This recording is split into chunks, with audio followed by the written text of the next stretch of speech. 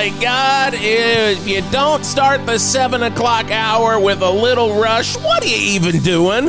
You might as well just give up on life. You might as well give up on life. Subdivisions Rush right here on Jason and Friends in the Morning on 108.9 The Hawk. Yeah. What was that? That sounded like a sound. Look, this is Geoff the Angry Man Garlock, of course. We are friends. We are wonderful friends. Jason and Friend. And I understand it's wonderful that we finally got Wisp's name off. If Wisp isn't going to be showing up, he's going to be out barbecuing with Sammy and Cabo. But why is it not Jason and the Angry Man in the morning? I tried. I really did try. I talked to Boss Ron, and he said that there's this movement in the world right now, in the world of radio and classic rock radio, modern rock radio, oldies, hits. Solid gold. Solid gold. You got to have an and friends in there. And then he said, well, I like you, Jason. Well, okay. Well, I guess I take umbrage with two things that Boss Rod's saying there. Yeah. One, I wish he would like me. But two, is this really a movement, or is this just a created trope off of one example? I honestly don't know. I've never heard it before, personally. There's Frankie and Friends doing afternoons on Hits 103 right now. Oh, F and the F. Yeah, I know that. F and the F. Yeah. I guess so that must be the movement. So, that's a pattern then. Is that a pattern? 2, 1 and 2 that makes is a pattern. I think that is a pattern. I don't know. I'm not loving it. I am loving that we heard Subdivisions. I'm not going to lie. Please. Did you know? I love a Rush song where they just, in the middle, just go, Subdivisions. Just let you know. Let you know what the title of the song is. Well, they're just trying to connect with those kids that grew up in subdivisions. Oh, namely is that what in it's the about? Provinces of Canada. Yes, that's what they wrote the song for. I always thought it was about complex mathematics because they were prog bands. Interesting. No, it's about growing up in I thought it was just Neil Peart writing about the time signature he was writing the song in, and he had to do subdivisions to figure out. Shopping mall. You know, that should have been a clue. Maybe that's why I'm the friend and you're the Jason. That is, it's the subdivision. There's nothing about mathematics in a shopping mall. Well, I did bring my niece to get her ears pierced at Subdivisions in the shopping mall. Subdivisions in the shopping mall does the best ear piercings for teenagers and up. Yeah, and it's got to be complicated. It's got to be 3 on one side, 2 on the other, or some sort of mess up there. Yep, that's how it goes. Jason and Friends in the Morning on 108.9 The Hawk. I am Jason Gore, of course, with my friend Geoff the Angry Man Garlock. And my friends, look around us. Oh, my God. We are still broadcasting from the Rock and Roll RV. Maybe this is actually why I'm upset. That might be getting under your skin there, Geoff. Why are we still broadcasting from my home, my abode, my stolen RV from Tim Rice? This is my sanctuary. I know that. You stole it fair and square. From Disney lyricist Tim Rice. Also the... Judge Brucow Tim Rice tried to take me down, and Judge Brucow said, nope. That's a fair and square rule. I loved it when Judge Brucow stood up and was just like, nope, and did like a no you didn't hand movement. He's a lot like the judge in Ghostbusters 2. He's very aggro. Yeah, someone get me out of here. The Corelli brothers. But then he's also pretty sassy when he starts doing that snap left and right. Oh, when he's doing the sassy snap left and right while the Corelli brothers are up above him. God, scariest moment in cinema. That verdict is going down. You know that verdict's going down. I did just get an email about, well, first off, let's talk about the situation here. Right. We are in the Rock and Roll RV beep, where update. We have moved the studio into Geoff's back bedroom. So the bed is out. When you say back bedroom, you mean my bedroom. That is it. Yes, it's not like bedroom. Let's not make anyone think I got 2 there's not. bedrooms it's going one here. Bedroom in the Rock and Roll And I would RV. hardly call it a bedroom, if you know what I mean. Well, now it's certainly not because you couldn't sleep I wouldn't in here. call it a bedroom. Cake stands. Is that a one sex didn't even joke? Really I don't know what that means. Keg stand. I don't know what that one means. Go look it up. Cake stands. What am I going to look it up in? You stink sometimes. This is the problem. He's the friends here. This is what's going on. He is a friend. Yeah, I'm sorry about that. I wish we could do like. I'm on par with keg stand. Is what you are saying. on par with keg stand. Geoff I'm realizing the this. like a keg stand. Or zoop. Right along. Don't like it. Right along. I'm about to go on a Jeff the Angry Man rant about keg stand if you don't stop me here. You're going to be going on more rants soon, I'm pretty sure, because, we're back here in your bedroom. It's all a studio. Tharp did a pretty good job making it look a lot like our old 108.9 The Hawk studio. Pretty good. You're sleeping out in we what's do have now that Kip known... Winger poster up. Just like there we in, go. Let me just throw like a dart. in the Metallica Nothing Else Matters. Yeah, I got to throw a dart over on that, right? Yeah. Boop. Oh, yeah. Got it. Eat it, Kip. Eat it, Kip.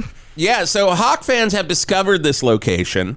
They've been loitering around all day long, all night long, like it's a station remote. Stan, that son of a bitch Stan, has been out there Stan.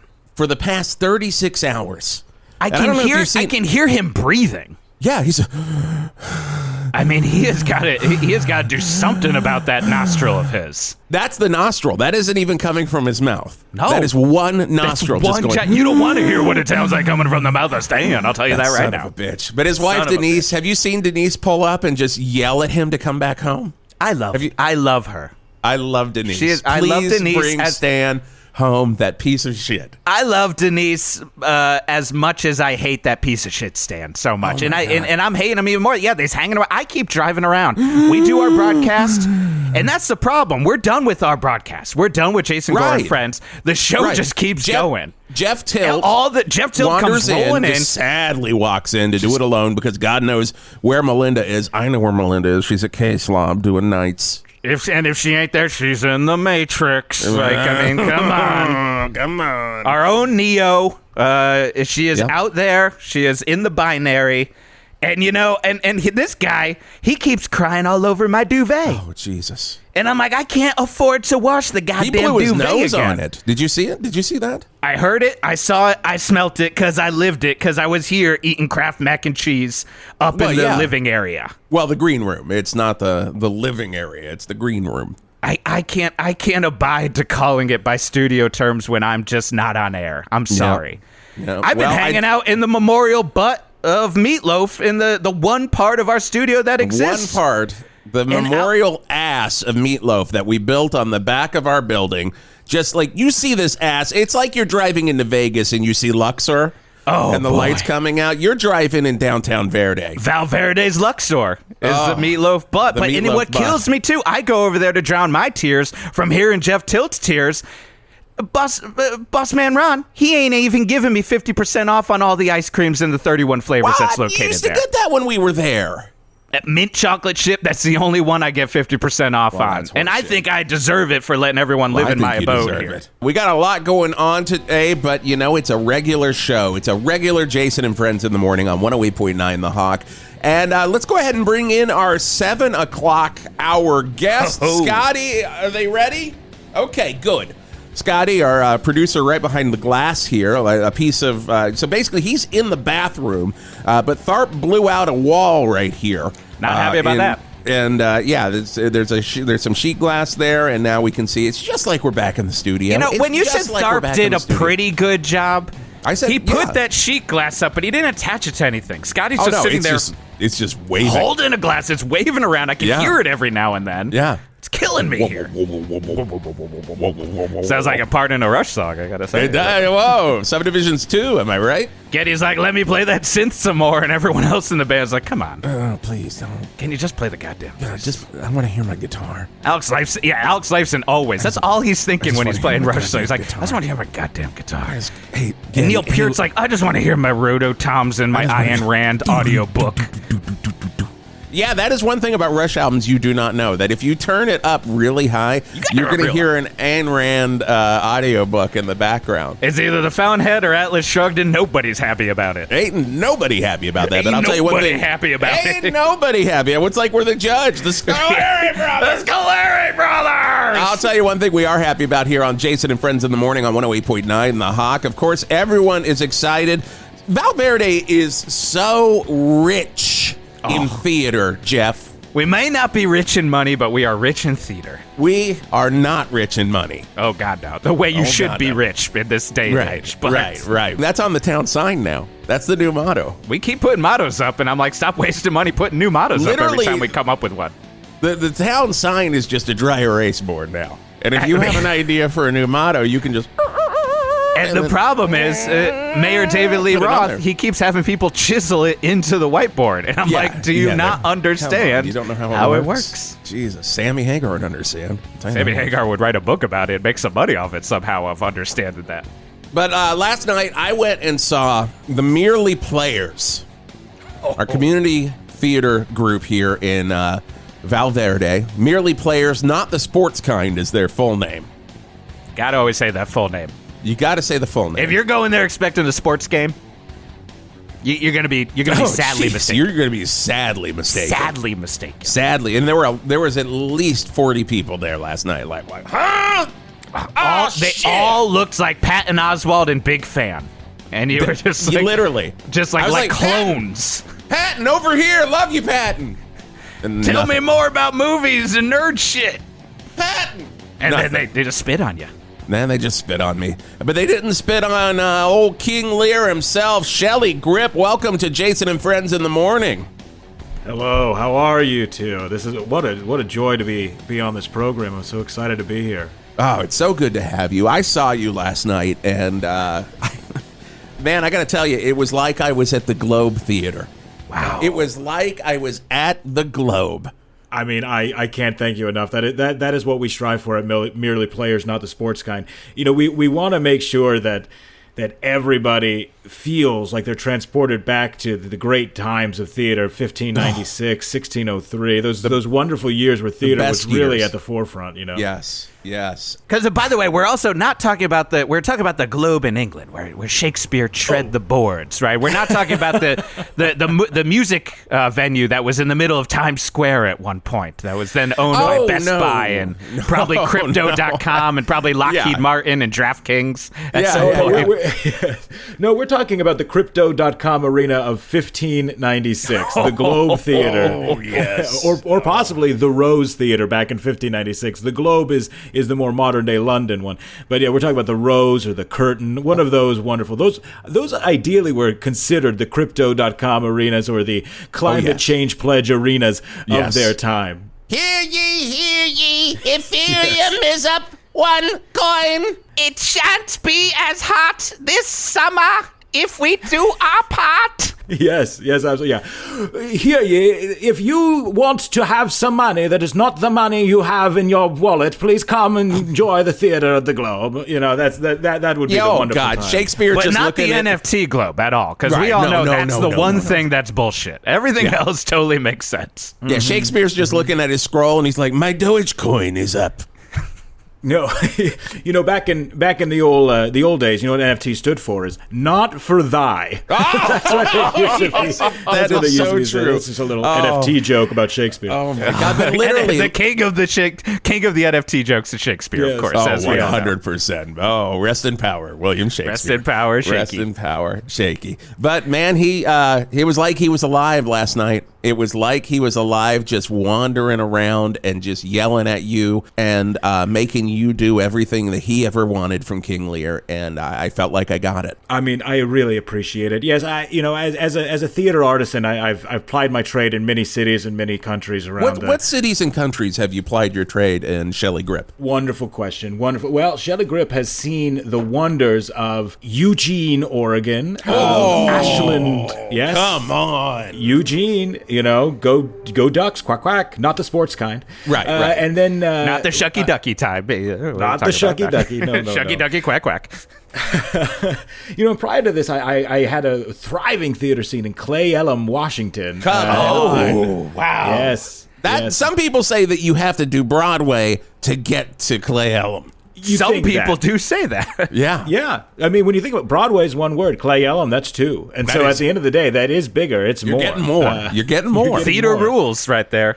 Theater rules. The longer the name, the better the thing. You know, that's always what they say in the great theater. That's why Crypto.com is on so many Yeah. theaters, and then you know it's a good quality. Exactly. Exactly. Oh, and then just to run through the countries real quick that I've been to: Bosnia, Herzegovina, Chad, India, Nepal. Oh. All the theater Paris. hotspots. All the theater yeah. hotspots. Like, if you want to do if you're doing a bucket list before you die, and you're like, I got to go to every theater hotspot, you got to basically go to every little place you named right there. Oh, absolutely. I mean, when you're looking at it, what revolutionary theater is happening out of these places is where there is turmoil, there is good theater. And that's always why I like to look at revolutions, because you know that the art scene is thriving, and you know that it's going to be really presenting some of the best art out there, because that's where the revolutions really start, is in the art, and then it becomes political. And that's where we step back, because we don't want to offend the theater goers, but the art is really the ones that are really making the real That's changes. why Paul Newman and Joanne Woodward started that theater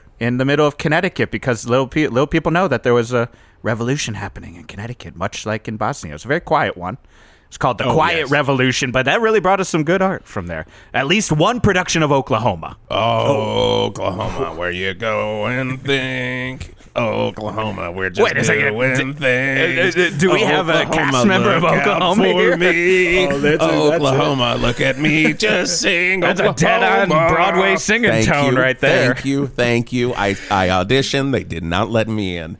Well, that's on them. you're not missing. No, that's on them. But also, Jason, you're not missing out, because the musical theater is a lower art form, and it's not meant for anyone with talent. Especially, so we got to remember that. Especially compared to what we do in here in the rock and roll RV. You know what I mean? Yes. This is art. Music. Yes. Musical theater, classic rock, broadcast out of a RV stolen from Tim Rice, and then theater is the three art forms. This is art, and also, this is art.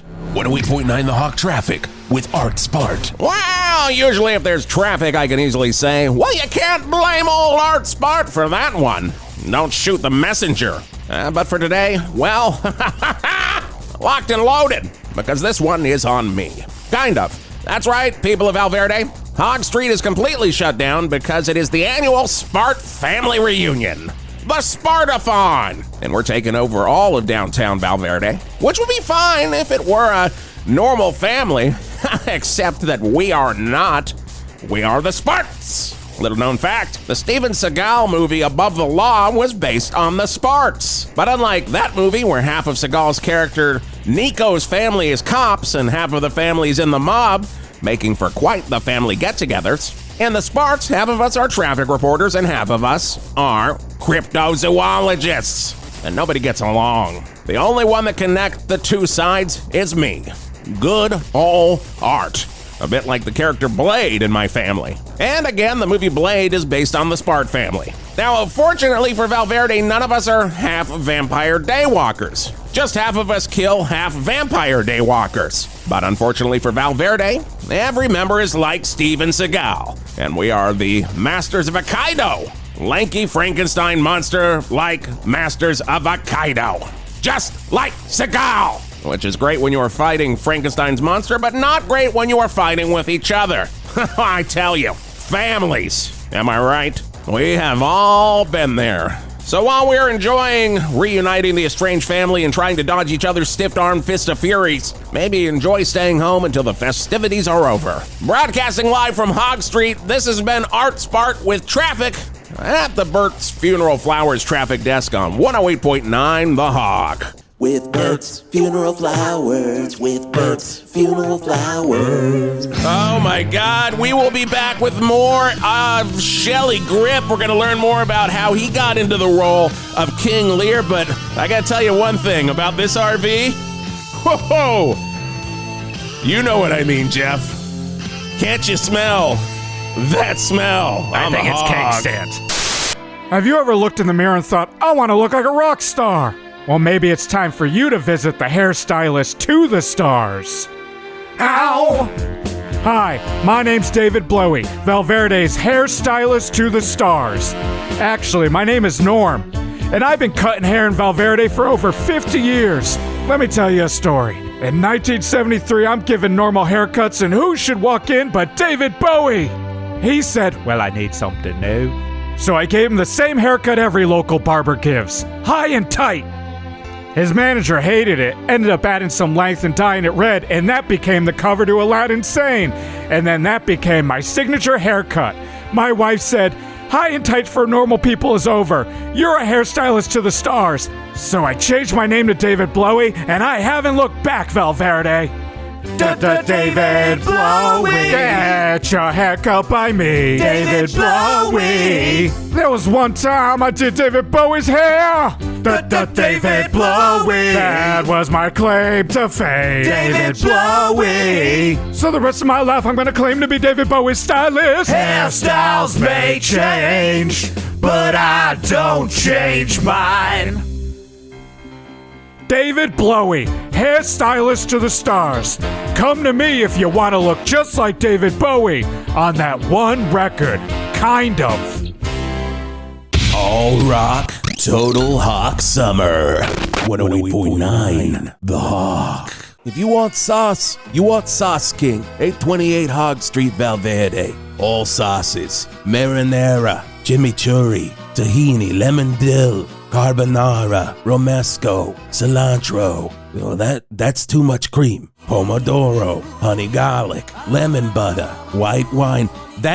That's still too much cream. Ease it back a little, would you, buddy? Basil pesto, horseradish, aioli, avocado, lemon caper, ponzu, yum yum. Jesus Christ, it's like I'm eating cream oatmeal over here. Who did this one? Arrabbiata, remoulade, cilantro lime, pizza, tartar, barbecue, white barbecue, lime crema. Wait, who's in charge of cream right now? I really need to speak with them. Well, it's a goddamn travesty, that's why. Is it Seth? Well, get Seth out here. Yeah, boss? Seth, the cream. Too much? Way too much. What did I tell you? Monitor the cream. Again. Monitor the cream. Again. Monitor the cream. Good man. Now get back to your cream hole. Sir, yes, sir. If it's sauce, we know it, we love it, we got it. Sauce King, 828 Hog Street, Val Verde. Eddie Money shaking on 108.9 The Hawk. Jason and friends in the morning, 7:15. And my friends, we're having a great time here in the Rock and Roll RV. It's having a great time in the RV with my friends, Geoff the Angry Man Garlock and Me, Kegstand. Yeah. Art Spart broadcasting live from the Spart family reunion down on Hog Street. That sounds like quite a time. Maybe stay away from that location if you get your rock doll another day. Get that rock doll another day. I did get an email. I want to bring up this email here from Boss Ron. I don't know if you've got that in your box there, Geoff. No, got a flip phone nowadays, so not getting good. emails. Well, let me look at this. It says playing Snake. Well, you probably got that email, but I don't know. Hey guys, it's Boss Ron. Just wanted to let you know the show sounds amazing. Great job, Jason. Geoff, doing good. We're not moving you into the Poseidon Radio building anytime soon because we are going to rebuild the Hawk building. So you guys just need to stay put and rock hard. God damn it! So we're going to be here. God damn it! All right. So we're going to be here in the Rock and Roll RV for a little bit of time. It looks like construction. He sent me a picture, and there's like all the construction trucks and stuff over by the old building. And yeah, you know, the contractor tells you 5 days, and it just keeps on going. Wait, hold on a second. Hold on.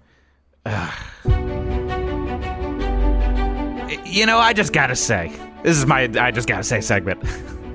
Contractor tells you 5 days, and you make your life plans around 5 days. 5 weeks go by. 5 months go by. You're hardly seeing frames. And we got no studio. And Cake Stand's over here stinking up my house. I gotta say, I'm done with it. That was right on the money. You really nailed that, by the way. When you're really feeling it, you really can nail it. When you're feeling it, you're feeling it. Gotcha. And when you're feeling Shakespeare, you know that you're watching Shelly Grip on stage at the Merely Players, Shelly Not Grip, the Sports Guy. Take my pain away, please. Oh, I don't know if I can do that. But is there a Shakespearean line that could potentially take the angry man's pain away? You know, there are plenty. I mean, the power of Shakespeare is that his words are better than other words. You know, it's not just that his writing is better. When words are said by Shakespeare or in a Shakespearean context, the words are better, and that's just the fact. That's just the way it is. I would say probably a few lines that you would probably help take some of that pain away. I don't know. The first thing we do, let's kill all the lawyers. That's a very funny joke. I like from that. Henry IV. You know, no one needs the lawyers. Those lawyers are causing probably a lot of the construction delays when you think Probably are. I will. I don't want to think about it. I would be, those goddamn lawyers. But I would murder them if I could. I would slit their throats, and I think that would be a very good thing to do because the lawyers they don't do anything. Shelley, this seems a little personal between you and the lawyers, though. A little more than Geoff's situation. What's going on there, buddy? Oh, it's well. So you saw the play last night. I mean, I did. Tremendous. I was the one that threw the roses. Oh, first line. He told me. He came. He said, as soon as you first started speaking, he's just chucking roses at you. You said you were like, I am king, and boom, I just chucked those roses. And you know, I could not. I need to tell you, I so appreciated those roses, and I know that Kieran, the young man who plays Gloucester, tripped on that and died in the first scene of that play. But at the end of the day, R.I.P. Gloucester. Rest in power, Gloucester. Rest in power, Gloucester. Rest in power, Kieran. He was a very good actor and a good dear friend of mine. But you know, the stage just takes a lot from us every day. And you know that getting on stage, that this could be your last time on stage. Every time. The stage could slit your throat like you'd like to slit the throat of a lawyer. I get that. Completely. The stage has no hostages. The stage will murder you if it wants to. That is what you learn when you do theater. And it's like Billy Shakespeare was in here for a second, because everyone knows that's one of his favorite lines too. Yes. Oh, yeah. No, that was actually cut from Cymbeline. Was the stage will kill you, and then from Coriolanus, the famous, the stage will murder you if you don't say what I want you to say. Said so by clear. Coriolanus to the troops. Yeah, because most people don't realize that's the beauty of Shakespeare. He was a master of all words. The words, none are better that come from him, but also was one of the first whiny artists. Yep, he was one of the first artists that just did not like how people took in his shit. He did not like it.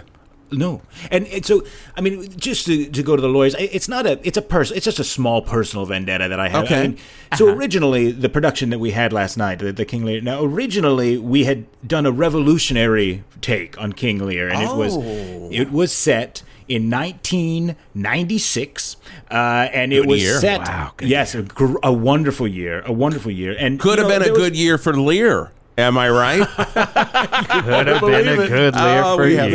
We have fun. But it was set in 1996, and it was largely the concept of it was that King Lear at this point was the head of the record company that ran the band Oasis.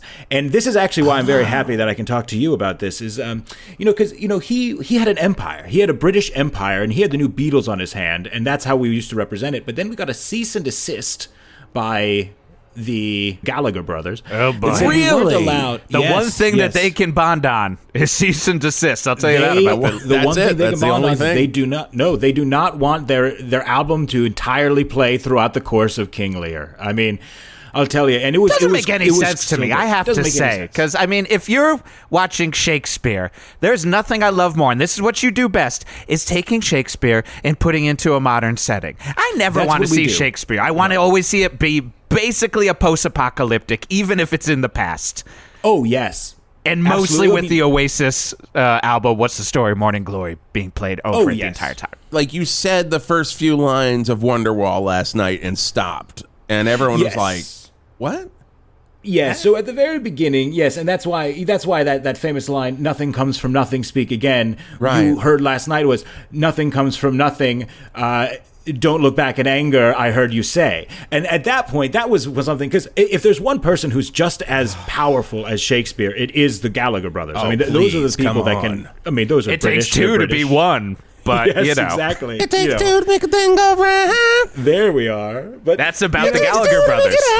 That's also about the Gallagher brothers. Yes. DJ Jazzy, Geoff, and the Fresh Prince. That's not who it was. That wasn't them either. But they wish they had written that song. They wish they had written that song. I saw an interview where they were like, God, if there's one song we wish we had written, it was that one.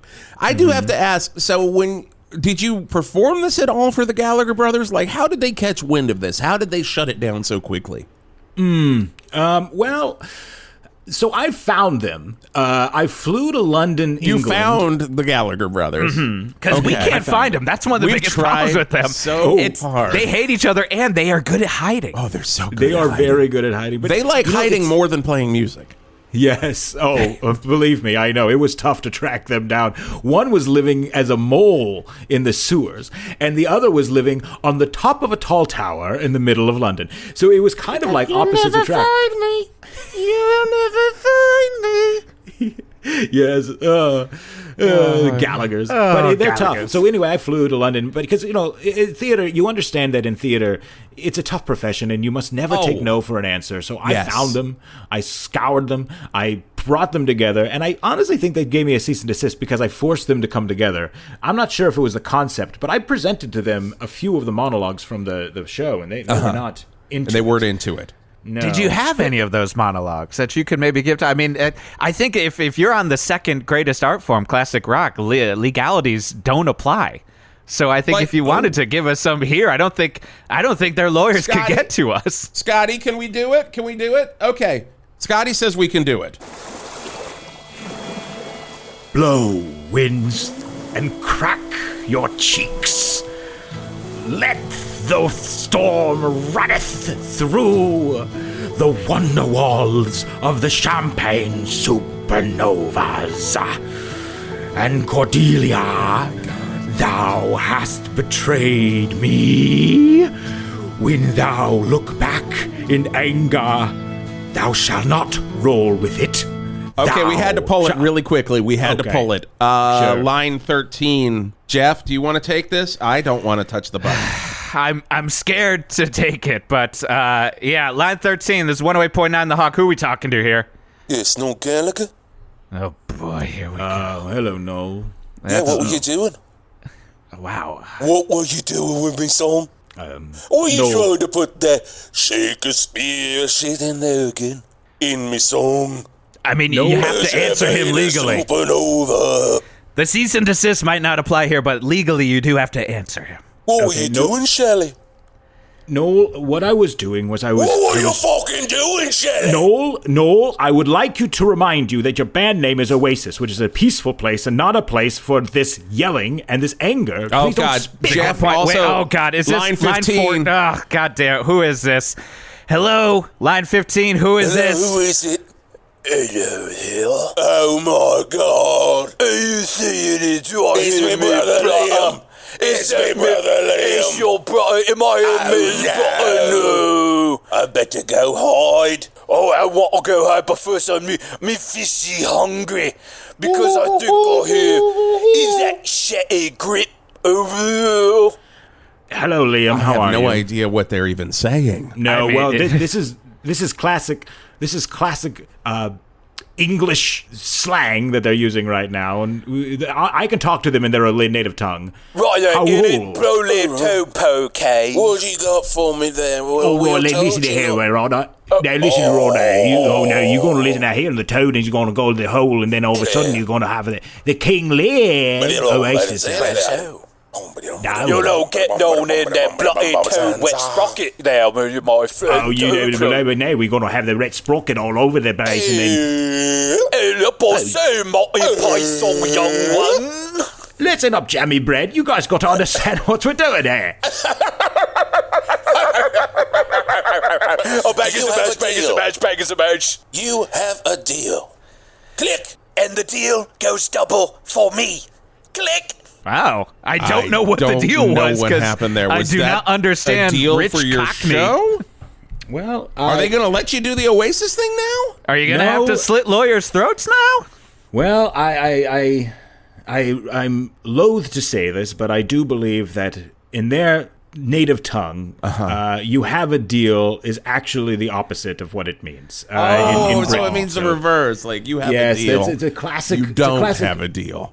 Yeah, it's a classic reversey. That's why Deal or No Deal was so confusing when it was airing in Britain. So confusing. Yeah, so good because it was They were really like, no throw deal on or another deal. episode of EastEnders because we don't get it. Yes, I'm they not would be gonna watch like, this. do we have a deal? And they're like, we have a deal. And then it's like, okay, the show ends. It was very confusing for everyone involved. Yes. Really quickly, Jeff, we do have a promo to read, courtesy of Boss Ron. Do you want to take that? Okay. Did not get this. Can you show me your phone so I can read it? Thank you.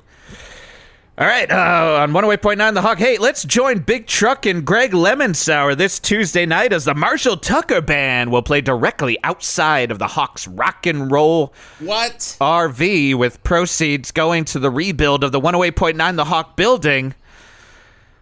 Only one bathroom will be available for the concert. Jeff's, can't you see you missing this event? I think it means can't you see you missing this event? Like, I can't see you. I can't. See? I get it. I'm okay. Flustered because this is my house. Yes, Marshall Tucker Band is going to be screaming outside of my house where I live Tuesday night. Big Truck, Greg Lemonsour, Jeff's bathroom. Be there. Please don't be there. Can we not have this And we'd happen? like to welcome into the studio right now to talk about the show. What now? It's Joshy Tucker, the bassist for Marshall Tucker Band. Excuse Joshy, me, thanks for baking being powder. here. What is hey, it? it's real good to be here. First off, let me say to Shelly Grip, hell of a performance last night. Loved it. Thank you. Loved every second. I was the one that threw up 2 cans of Bud Light up on stage for you right when you started. When you said, Because Joshy's very progressive. That's the interesting part about Joshy Tucker. I'm the only progressive member of the Marshall Tucker Band. My brother Marshall tells me all the time that, you probably should go a little more right. And I'm like, well, maybe you should. While he's setting off Bud Light cans with bottle about rockets. America. Maybe you should care about America, Marshall. Wow. No, That's what I say to them all the time, and then we go right into, Pretty Little Liar song, 40 foot long. That was originally about a snake. Yeah, and it is a beautiful song. Could you maybe, I know this is supposed to be the interview, but my interview is more of like asking you a question for my own self. Can you maybe not perform any of those songs outside of my home on Tuesday night? I would love to get our studio rebuilt, and I would also love to get some sleep. Tuesday nights are my stories. Tuesday night, huh? And I like to settle in. Well, you're going to take that up with my big brother Marshall. He's the one that does all the booking these days. Can you give me Marshall's contact? He says, Joshy, you going to come do the show? And I'm like, well, I got to finish listening to the Young Turks and Minority Report Radio with Sam Cedar. Oh, wow, you really are progressive. Oh, yes, you are very progressive. In a kind of centrist sort of way, but yeah, definitely catch progressive. Up on 2 episodes of that goddamn Pod Save America. Well, I have to catch up on my backlogged episodes of Roswell, which I've been trying to catch up on my Tuesday nights once again. Kind of hard when I already have a radio broadcast in here. Yeah. Could we maybe just not do the concerts? Is there a Shakespeare line, Shelly Grip, about our situation here right now that I could take to my brother and say, hey, this poor old just bastard living in an RV. Okay. This stinky son of a bitch who That's can't not even me, shower. that's everyone else. Is there something I could take to my big brother Marshall Tucker and say, maybe Marshall Tucker Band shouldn't play here on Tuesday? Well, I'll tell you one thing that you can absolutely tell your brother Marshall is you believe what you want to believe. And, I would say Polonius in Hamlet said, to thine own self be true. So you walk up, you straight up to your brother Marshall and say, to mine own self I will be true, and chug a Bud Light right in front of him. Show him who is liberal. I'm going to do it. I'm going to go up to him and I'm going to say, to my own self, I'll be true. And then I'll say, have you heard Rachel Maddow's new podcast? It is right on the money. She's talking everything that everybody's feeling and thinking. Oh, absolutely. And I think, honestly, if you start with a line from Shakespeare to this brother of yours, and then you burst right into Rachel Maddow, there's no way he will not agree with that. Well, I'll see what I can... Can I ask one question more before you go? I mean, fuck it. I'm here. And actually, the question is for Shelly. Do you have a performance on Tuesday night? Do I have a performance on Tuesday night? Yes. Well, I mean, right now this production of King Lear is Thursday, Friday, Saturday, but we can take over a park and put up a production on Tuesday if you want to. Could you maybe just do a Shakespeare in the Park and maybe replace the Oasis What's the Story Morning Glory with a live Marshall Tucker performance and maybe make that a co-benefit for the 108.9 The Hawk? I mean, I just think it would be a great plan. We could do it like this. We could do, can't you see, What King Lear, Lord, he been doing to me? I'll tell you right now, what we can absolutely do is add that in the scene where Gloucester plucks his eyes out. And then we pluck his eyes out and he would go, I can't see. I can't see. I'm not the artist Been here. plucked out. Can't you see? Can't you see? And then we'll be like, heard it on King Lear. 40 foot long. I mean, this I got to could put the part be. about the snake in. I can't take the snake part out. There are snakes in Shakespeare plays, I'm sure. I'm sure we can Yes, get there's a that. famous asp in Antony and Shakespeare. Cleopatra. Oh, you could definitely do at least one scene from Antony and Cleopatra in the middle. Y'all, one of the y'all didn't best hear my ones. y'all didn't hear my joke. No, do it again. Sorry, Hold we on. were talking Yes. about how there's a snake in Antony and Well, Cleopatra, that's what I the said. best Y'all play. didn't hear. You didn't even. My Marshall does this to me all the time, and I say a joke, nobody catches it. I said, snake spear. I get that one even. Oh, hell yeah, kickstand. Well, I gotta go talk to Marshall. I'll see y'all Tuesday. I mean, right. I Wow, don't that want to was say, really look, nice. I'm not the artist here, but I mean, you've been trying to create these revolutions with your plays. This might be a cultural revolution, the bringing of South and North, progressive and conservative together.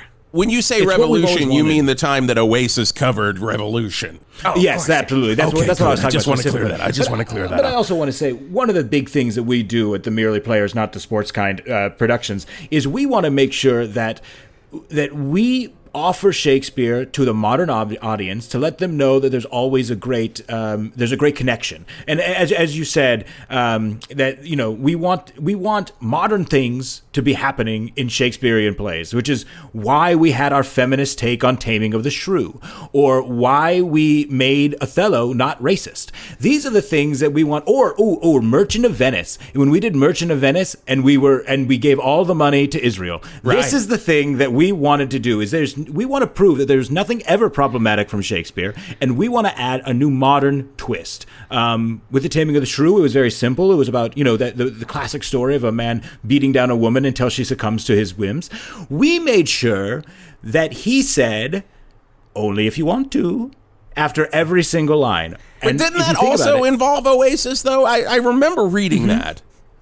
Yes, that it absolutely did. Which that kind of made it a little bit more problematic back in there, but could It you- was a little rough. Could you? I mean, I hate putting you on the spot, Shelley. I really do. But could we hear a little bit of it? Could we hear a little bit? Of I it? could. Okay, yes, I could present a monologue. hate from to the put you Taming on of the spot, Shrew. but we just gotta hear it. Oh no. She eat no meat today, nor none shall eat.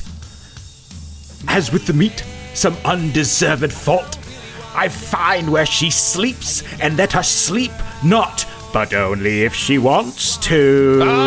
Nailed it. I mean, the beauty of this, I got to say, Shelley, you have figured it out that if there are problematic things in old art, you just got to accept them and throw, You just like you're gotta throwing accept it, 'em. but it's like you're throwing a bone. You got to have just one line that says, but maybe not that. But and maybe not. Maybe not that. Yeah, I mean, Because the beauty of that Othello not racist is you didn't change anything else. It is Yes. still a white man in blackface, and it's just the title of it was just Othello not racist. So you Not go in racist. thinking, okay, You know this it. one's not going to Yeah. be racist. Cool. They acknowledge it right from the start, and that's the biggest thing about it, And we wanted to make sure that it was not racist, so we said it in the 1960s, and that was the biggest thing when it was really like we knew that this was a very tumultuous time, so we wanted everyone to know that it wasn't racist. The other one was, I added a famous line when I played Shylock in a production of Merchant of Venice back in 2011. Oh my God. I don't know if you remember it, but I I at do. one point said, "Hath not a Jew eyes?" Yes, he does. I'm being sarcastic. I don't know if you remember that When you line. said I that, do when you remember, said it works. the sarcasm, everyone was like, at first everyone was like, "This son of a bitch." And then you were like, "I'm being sarcastic," and the audience caught, like, everybody sat down. Yes, because I even said, "I want a pound of flesh, and I will settle for nothing less than a pound of flesh, but I'll also take that pound of flesh in good meat from the market." And I remember that was a big part of that it. was a huge. I mean, one. That was a Pacino huge could have one. taken notes for his version, I Big say. meat from the market. Yeah. Oh, And the beauty was when you played swing music over the whole thing, too. And the swing music really pulled it all Oh, together. God. Oh yes, we set CCR them- over the Othello. not Yes. racist. Not racist. Swing music over the Merchant of Well, Venice. that Merchant of not Venice was set in the anti-Semitic. 1920s in the stock market, and we made sure that was the big thing. The merchant was actually a stock merchant. That was the biggest thing about it. I and it was didn't in get the roaring that. 20s. I didn't Because know. it makes you Well, I'm think. really It makes out you of it. think. And sometimes I it makes love you think so thinking. much that you don't get it. But I love thinking, too. I do. I love thinking and I love learning about traffic. Let's head back down to Art Spart on Hog Street. 108.9 The Hawk Traffic with Art Spart. Well, from the Burt's Funeral Flowers desk, Art Spart, traffic reporter. Well, that's half of me doing this update, while the other half spars with cousin Jedred. Also a monster hunter. Also a giant dick. Yeah, you heard me, Jedred. The whole family Spart thinks this. Look at Aunt Mildred. You can see it on her face. You know what? If I were the dick in the family Spart, which I am not, you are, I would never show my face. Frankly, we're all shocked that you came. Oh, cousin Jeldred only sent the invitation to be nice. To be nice! Well, I would feel like a right bastard too. I get it. Now, give me your crucifix and chain whip. You don't need them here. As long as Uncle Daniel cooperates. Yeah, so Hog Street is still blocked. Alternate routes, Interstate 25 or 6 to 4 looks somewhat clear. You can also try Stan Lynch Boulevard. Live from Hog Street and from the Burt's Funeral Flowers traffic desk, I'm Art Spart, 108.9 The Hog Traffic. With Burt's Funeral Flowers, with Burt's Funeral Flowers. Oh my God, it's going to be like you are right there in the Globe Theater right now, isn't it, Shelley? yes, just absolutely. hearing these sounds that the Gallagher brothers give us. It's Rock and Roll Star on the Hog.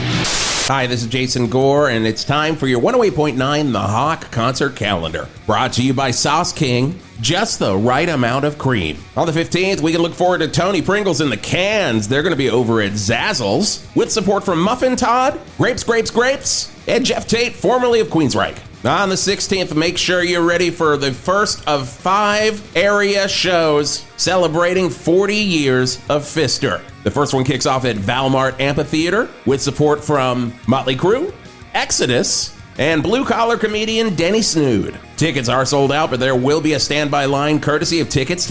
And of course, keep it right here on 108.9 The Hawk to see if you can score a pair of these Fister tickets for yourself. On the 19th at Shooter's Bar and Buffet, Larry Scabies is back, and he's bringing along Soft-Shelled Crab with him, one of the most rockin' bands to come out of Val Verde East. And of course, you don't want to miss Larry Scabies, as he is saying this could be his last tour. Again, that's happening the 19th at Shooter's Bar and Buffet. And that's your 108.9 The Hawk concert calendar, brought to you by Sauce King. The cream? Yeah, no, you got enough. This is an official message from the town of Val Verde. Hello, people of Val Verde. This is your newly appointed Secretary of Waste Management, Bucky Tuzzard. Look, I'm gonna get right down to it here. People, you gotta stop throwing your garbage in the street, okay? Now, I know when I ran for Department of Waste Management, I ran on a very simple platform. Just a simple slogan, easy to remember: get rid of your garbage can. And when I came into office, my God, you people took to that one like hotcakes. Now, when I was talking about getting rid of your garbage can, I meant metaphorically. I was going to try to implement a new series of recycling, compost, yard waste, different bins that other cities have embraced like years ago, but for some reason, Val Verde only held on to garbage cans. But instead, you filthy monsters went the other way.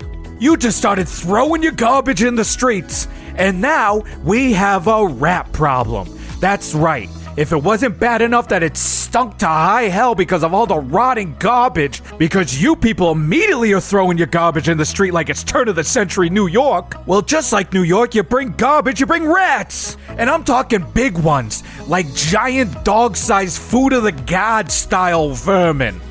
Look, if you don't want your kids dragged away by giant rats, which has been happening, throw your garbage in the garbage can.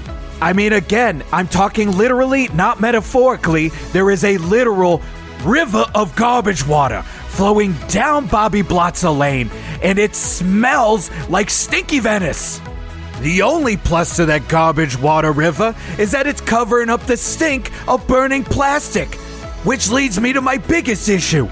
Stop burning the old garbage cans. You can still use them, and they are also made of highly toxic plastic. They were made to hold the garbage that you should be putting in the garbage cans, not for breathing in. My God, I went down to the giant garbage can bonfire, and I thought that Troma was down there, shooting a reboot of the Toxic Avenger. But actually, it was just a real Toxic Avenger.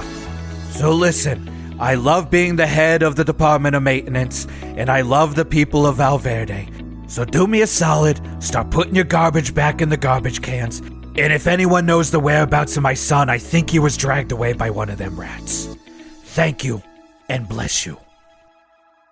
This has been an official message from the town of Val Verde. The only rock station with the balls to broadcast out of a rock and roll RV. There can be only one. 108.9 The Hawk.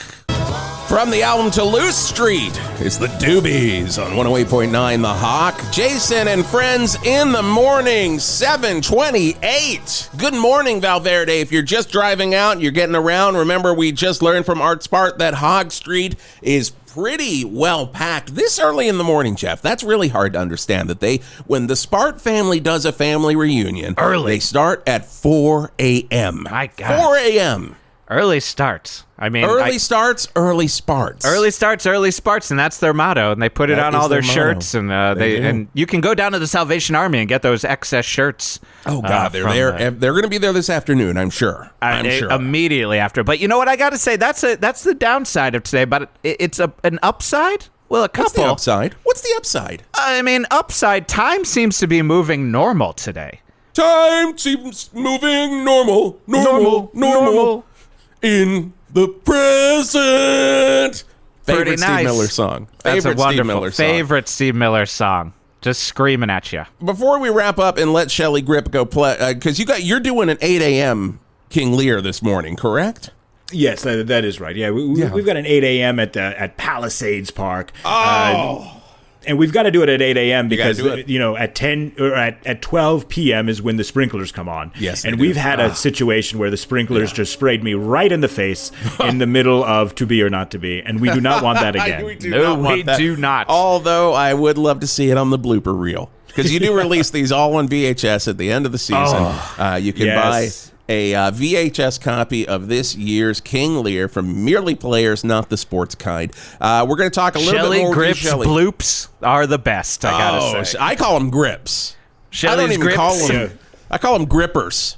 I call them slips because it's when grip slips. Makes more sense than what either of us said. That is very true. No, well, I've thought about it a long time. That is true. What about grip slips and sometimes some nips? Oh, well, I mean, if you're talking about our production of Love's Labor's Lost that's exactly from 2009, what I was talking that's about. exactly Thank you. right. Girls Gone Wild style. It was. Yes, we intense. set that in 2003, and I had the main character was as if he was holding a camcorder the entire time, asking people to show us their breasts. Just ruining their lives for the future. Just in the best way possible. But that's really what you think about it.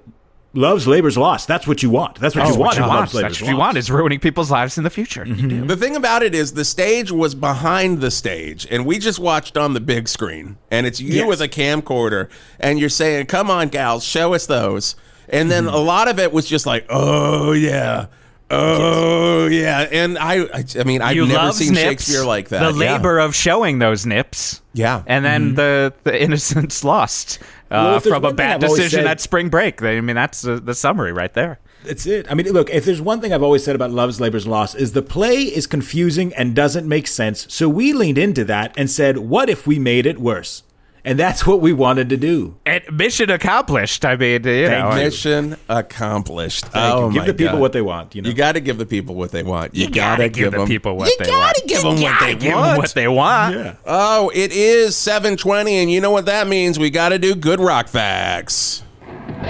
It's time for Good Rock Facts with Geoff the Angry Man Garlock.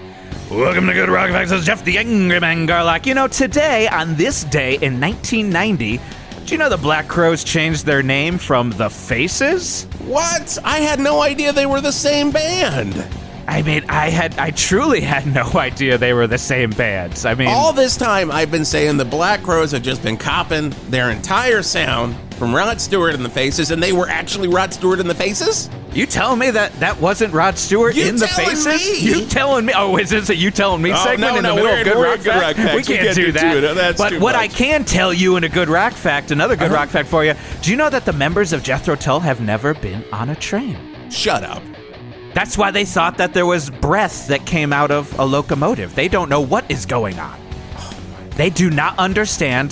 They know planes. They know automobiles. They do not know trains. They don't know trains. So when they watched that movie, they were like, well, we know two of these. I don't understand the one in the middle. 2 out of 3 ain't bad, I suppose. And one more Good Rock Fact, because we got to give you just one more Good Rock Fact. Tomorrow will be the 20th anniversary of that time Johnny Depp met the devil at the crossroads. And he challenged him to a slide guitar duel, and we all know how that worked out. We do.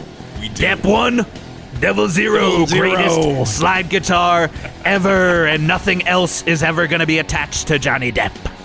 Shelly, have you ever thought about having Johnny Depp on stage just doing some slide guitar? Now we got an maybe idea. While you're doing, I know you love Oasis. I know you think they're number one, but could number two be the Hollywood Vampires featuring Alice Cooper and Johnny Depp? You know, I thought Joe about Perry? it. I didn't think about it until he got canceled, and then I said, "This is not right. We need to let him not be canceled." And that's when we decided that we needed to bring that, because Val Verde is exactly where he should be. Because we want to give him another chance. You know, people. That's on our town sign now. It got chiseled in. Val Verde, we just want to give you another chance. Parentheses, if you've been canceled. If you've been canceled, we want to give you another chance. That's Val Verde's motto, yes. Everyone comes here. Kevin Spacey's going to be doing, what play is Spacey doing? I just saw Richard it II. He's doing Richard II. Richard II. And then he's also doing the Glass Menagerie. He's playing every part. Please. He's playing the little girl. He's playing the gentleman suitor. He's playing the mother. All the little and glass the main animals. guy. And he looks All at the the little camera glass the entire animals. time, and you're like, Kevin, it ain't a camera. It's And the he does audience. the Southern accent where he's not from the South. Bet It's y'all gonna be wondered good. why I was a little crystal elephant here. There seems to be quite the glass menagerie. Rooney Mara, could you come here, please, to my Where is menagerie? Rooney Mara? Why isn't Rooney Mara coming on stage for the Wait a glass second. menagerie? Is it Kate Mara or Rooney Mara? I can't remember I can't which keep Mara my sister. morals straight. Dead on.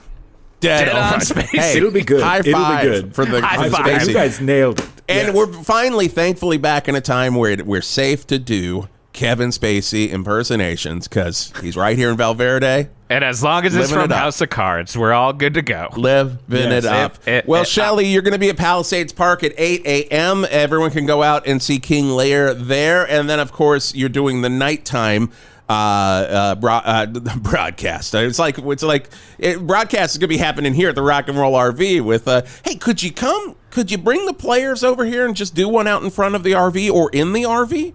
You know, we could do it right outside of the RV. Absolutely. We could bring all the players. I mean, look, I just want to emphasize enough. These are not the sports kind. These players are. We know that. Yeah, no, it's not the sports kind. If you were bringing the sports kind outside of my RV, I would start getting on another Geoff the Angry Man Garlock rant. But you know what?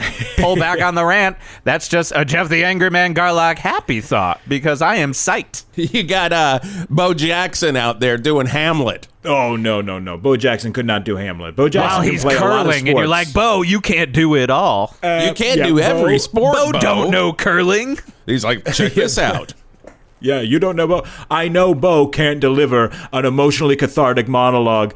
That's what I know Bo can't do. I wore that shirt as a kid. I had a Bo Jackson shirt for every day, and there would be baseball, football, and then there was the one that said he can't do theater. If it wasn't your Land of Boz, Brian Bosworth shirt, it was definitely that. You also know there's absolutely no way Bo could do it because Shakespeare famously said slings and arrows, not bows and arrows. So at the end of the day, this is where you know. There you go. It couldn't be any clearer. Shelly Grip from Merely Players, Not the Sports Kind. Thank you so much for hanging out with us. Oh, God, we got so much coming up on the show with Jason and Friends in the morning. Skeet Ulrich coming in the 8 o'clock hour. He built a car. He wants to show it off. It does not look roadworthy, but we'll be talking about it coming up next on 108.9. The Hog. Welcome to the interview. This is the interview portion of 108.9 The Hog. Sounds good. I'm Jason Gore. I'm Geoff Garlock. Dru Johnston. Dru Johnston. Hi, I'm Dru Johnston. Yeah, Drew. Drewbie, newbie. Thank you so much. Thank you so much. This is the second theater-related character we've had because John Flynn had a theater group. Great. And I just love the idea that there are all these theater groups just doing the weirdest plays. Yeah. And weirdest, just the weirdest theater in Val Verde. Also, I love the fact now that if you've been canceled, Val Verde's for you. So Roman Polanski, come on out, baby. Come on out to Val Verde. You know, there's one town that just needs it. I was in a production of Merry Wives of Windsor when I was 21 years old. It was a Shakespeare in the Park. It was a musical that we toured around the parks of Seattle doing Merry Wives of Windsor. I love that so much. I was in a version of Macbeth where it was in post-apocalyptic America, Mad Max style, with a guy who said he said in his claim to fame, he goes, I was actually in the original version of The State. And at the time, I really lost it. And in retrospect, I was like, he was in like Harry Yak or whatever, like one of the side groups that became The State. I read the oral history. Come on.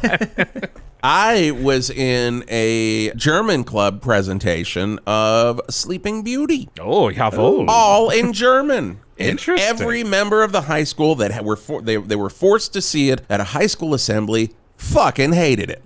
Understandable. Oh my God, I could just feel their disdain from the stage while I'm like, Du hast! Du hast mich!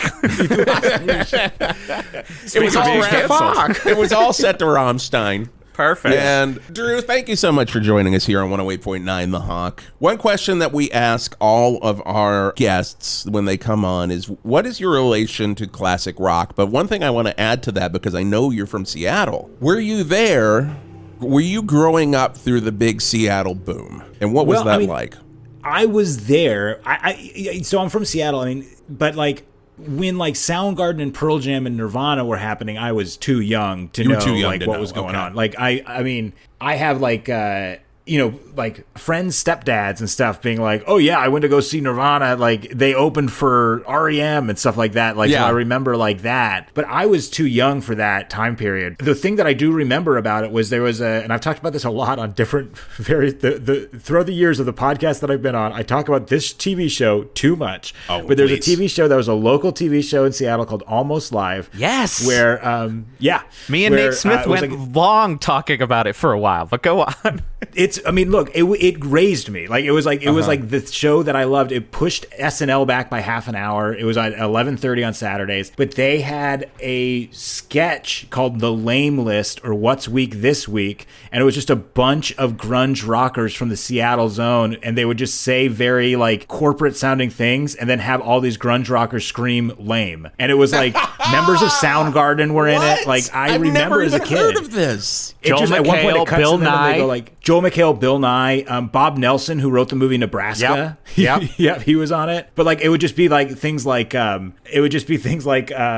not getting the right size cup for your coffee cup when you leave, and then they just go lame, lame, lame. And I remember that as a thing. And so and then there was a moment when I saw, then I think it was Soundgarden on Saturday Night Live, and I was like, wait, that's the guy from The Lame List. Yeah, I recognized him, but I was too young. Oh my God, because I was born in 84, so when they were coming up, I was not a 6-year-old or a 7-year-old going to these underground rock bands with them. But you weren't too young for Billy Joel and Counting Crows, because when I think of music, those are the two things I think of with Drooby Dooby is, well, one, I directed you on one of your mod teams, and I remember we would somehow talk about you liking Counting Crows. This is surprising about. Love Counting Crows. It would come up a fair amount. But you also did one of my favorite shows, truly. Oh, God, yes. From the UCB days. Sketches from an Italian Restaurant? Sketches, yeah, Sketches from an Italian Restaurant. I did that with Don Finelli. It was a Billy Joel sketch show. A half hour of sketches about Billy Joel.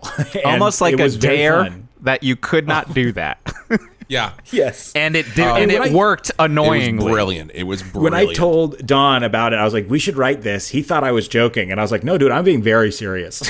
We need to write this. And I'm glad you were serious about it, because it truly was I remember being not frustrated in a truly frustrated way, but I was God damn it. How did they pull it off because it was like I was consistently frustrated funny by and it. actually worked like throughout, and especially when I was like, even then was like, alienating through specificity. Like I felt like everything I was doing was so dumbly niche, and I was like, nah, this is good. Every single one's good, and some of them are kind of heartfelt here or there. I was frustrated by it in probably the exact same way, the very good way, the very inspiring way, where it's like you see something that is so like up your alley, and you're like, shit, they fucking did it.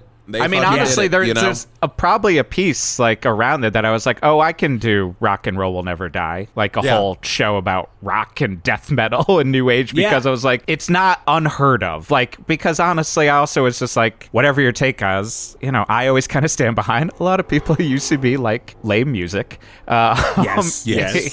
And it was just like, great. No, there's something at least that's in my wheelhouse too, beyond being hilariously funny. Yeah, and it's online, weird. right? Yeah, that show's online. It was taken down from YouTube for a little bit, not because of copyright of Billy Joel, but because of copyright from Led Zeppelin. Because the closing song where we discover that Led Zeppelin exists. Yeah. They pulled it from YouTube, but it is on YouTube and it is Was on it Vimeo. an Immigrant Song? Am I right on that, or was it something else? Well, we went crazy to Stairway to Heaven, which is like, classic. And then we bowed to Over the Hills and Far Away. Great. That was a labor of love just because we were truly like, I don't know, we just it was a title first show where we came up with a title first. Oh, when you have a title like that, you're just like, fuck. That, I mean, well, I got to write it. You got to write it now. The thing about that show, though, is we spent so long writing it. I mean, like in between our first spank and even getting a run was like 7 or 8 months, like, because it was like we did 3 spanks of it, we kept tweaking it, we kept working on it. And to let the listener know real quick, a spank at UCB is like an audition to get a running show at the theater. Yes. And so let the audience also know, oftentimes when you're trying to do your spanks, you're like, wait, that show only had to do 1 spank? Yes. Oh my God. Excuse so me? frustrating. What happened here? Why am I doing a third one myself? Yeah. And you just go kind of crazy. The good thing is every spank, we kind of took it as a challenge to make it better. So we moved a lot of stuff. Like the opening sketch of that was with us just arguing with the audience. My favorite bit I've ever gotten to do, arguing with the audience that Billy Joel is better than the Beatles. And like that was originally in the middle of the show. And Will Hines got brought on as the second director because Dan Klein who was the first director, moved to LA. So we then brought on Will. And Will we sat down, we did a reading of the show for him, and he just went, the big thing I'd say you have to do is you have to move that Beatles sketch first. He's like, because that lets you in on the world. And it was like such an alarming note and a great note. Yeah. And then like... Will Hines told you to move the Beatles sketch first? Beatles note from Will Hines? Wow. Crazy. Former guest of the show. We love him. Yep. Love Will. But yeah. But it's nuts. Like, I mean, there is still, to this day... Geoff, I don't know if you even were there when... Because I think this was an Everything Rabbits sketch that I was trying to make work. Mm-hmm. But I originally wrote a sketch called Piano Man and Singing Man. Or, no, Piano Wife. And it was because I couldn't play the piano, but I could sing. And so the entire sketch was that Catherine played the piano and I would sing, but we needed to make sure that the lyrics that people in the bar understood that we were not the same person. And that we had like... So it was... And I tried to make that work for the show, and it never worked because it was just like I was just singing it the other day. I was like, I don't know why it stuck in my head, but I was like, sing us a song, just specifically you, while this other guy plays on the keys. It's a pure Drew sketch. And I was like, but it never worked. And finally, Don was like, Drew, we cannot do this anymore. We've got to just change it. And I was like, you're right, fine. It took too long for us to get there. Well, but it is hard in those times because it's like there's something there, and like. The description, and that's a lot of sketches, like, honestly, especially if you have like a very kind of specific voice, honestly. Mm-hmm. But also, we have to say, Ellen needs insurance. Ellen needs insurance. Fantastic. Yeah. Thank you so much. Yeah, we just released this new film, short film, Ellen Needs Insurance. My wife and I wrote it. I directed it. She starred in it. Trying to shine a light a little bit on how hard it is as a working actor to try to like thrive in this kind of in this world right now with the state of the industry, and like trying to like make sure that we have the insurance just like basic necessities to live, just like getting a living wage and insurance. And like we figured the best way to do that was just to crowdfund a movie that would help us and a number of other actors get insurance through it. So like we're trying to like really show off that side of it as like a meta movie, but also we wanted to make sure that the movie was good. That was also the other Which thing. it is. Like, it's great. Thank you. Which it is. It hits hard. It definitely, like, there's moments like Ellen trying to get her agent to not watch The Sopranos, basically. Like that whole like run of just like, all right, yes, we're all waiting 3 months to find out on fucking a thing we're not getting. Or is there even an audition? Yeah. No one's working consistently. And it's terrible. It's a weird balance that we wanted to do, is we wanted to touch on like what it's like to be a real actor, but also kind of touch on like how hard insurance is to navigate just in general. Because like, we now have a baby. We came up with this idea because we were expecting a child, and we went to our first OBGYN appointment, and we found out the due date was May 1st, and that our insurance we knew was running out on March 31st. And we were like, well, we got to figure something out in order to do this. But also one of my favorite scenes, played by MJ Kang, who is amazing, is the Cobra spokesperson, who just talks about the benefits of Cobra, which is like a thing that we've looked into. We were like, let's look into Cobra, and it truly is like in the world, it's just like so expensive. It's so much more money. It's awful. And it's just like this whole system is just broken, and like truly one of the greatest grifts that has been pulled on America is making people believe that private insurance is something to love and defend. And it's like I'm constantly like, wow, that is a David Blaine trick. Like I truly don't know David how it Blaine happened. started it. I know. He was in the ice for 40 hours, and he's like, what else could I do? I have no idea. It's like the crazy thing is like, it's a stupid trick. And also though, I hope things are changing, because there are enough gig workers out there now who are kind of like, wait, this is all, and like as these like billionaire CEOs are making everything gig workers, no one is getting access to healthcare anymore, and all of a sudden there does seem to be a tide that's shifting. I think oddly the hope I have is like talking to my parents, who like would have been but I don't get to keep my doctor's sort of like argument. And then then they're slowly like, wait, all of my insurance is turning into basically like an HMO anyways, where I can't get an appointment for 3 months, and it might not even be with my guy. I mean, I just have a pain in my thumb that I have to wait until like end of August. I got an appointment 3 months ago. I couldn't even get a phone call. I think also people are slowly understanding, because there was also there was an issue where like I got something that wasn't covered by insurance, and they were like, it was like a genetic test for, when you're like expecting a child, and we were just like, we'll do that just to be safe. And it cost me out of pocket, because they're like, insurance doesn't cover it for the man. I'm like, that's fine. $200. It was like $250 or something. I was like, okay, that's a lot of money, but I can pay it. And then they go, but it'll cover insurance for the other side. And then we got a thing in the mail saying, we're not going to cover it because they're trying to charge the insurance company $16,000 for it. Oh, it's just like, it's just funny money that's just kind of out there. Oh yeah, it's all funny money. The insurance industry is just like, it's just lawyers seeing how much they can charge one person for something that shouldn't be that much money, and seeing how much they can get out of it. It's just like, so anyway, we hope that this comedy, which is truly a comedy, shines some light on that and helps bring some of that down. So that's kind of where we're at. And that's online. Everybody can see it now, and that's fantastic. That's really great. Any other plugs that you want to do? I mean, that's a big plug. I mean, just keep supporting writers, keep supporting actors, and keep supporting those workers on the picket lines. Yes. I go out whenever I can with our newborn, and like we like marching in front of Disney. And like whenever you can, like get out there to support. Like these unions are fighting for us, and they're the only reasons that a lot of working class people can actually have a living in any industry. So like I'm very pro union, and I just want to make sure everyone knows that like we just got to keep fighting this good fight. It sucks, but we got to keep fighting it. 108.9 The Hawk is very pro-union. And you don't even have to be in the guild to march out there. Just having bodies on the line truly was the first time I actually realized that, which maybe is a good thing to like get out there. I went yesterday for the first time and didn't completely realize that, you just go to the non-WGA guild, because I'm not in the guild. I mean, I'm not in the guild. I just sign up as pre-WGA every time, and then hey people, me and Jason are both in our 40s and have been doing this for a long time, and we are still not in the guild because life is tough. Oh wow. Oh wow. Am I doing Neil Young or Owen Wilson? Oh wow. Drew, thank you so much for being on the show. We absolutely loved it. We'll have to have you back on sometime soon Definitely. And, Thank you guys. I really appreciate it. It was so fun. See what show Shelley is doing next.